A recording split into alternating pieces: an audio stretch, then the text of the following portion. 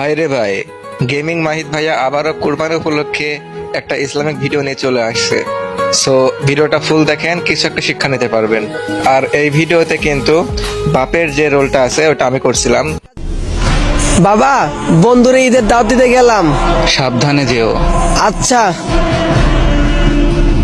আরে, এই ঈদের আগের রাতে বেচারা এখানে বসে কি করে?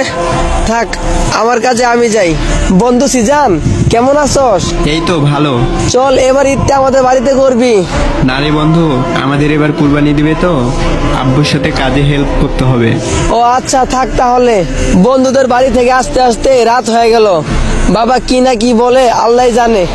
আরে ওই ব্যক্তি না যে দিনের বেলায় বসে আছিল? দেখি তো, জিজ্ঞেস করে কি হয়েছে। ওই ভাই, কি হয়েছে আপনার?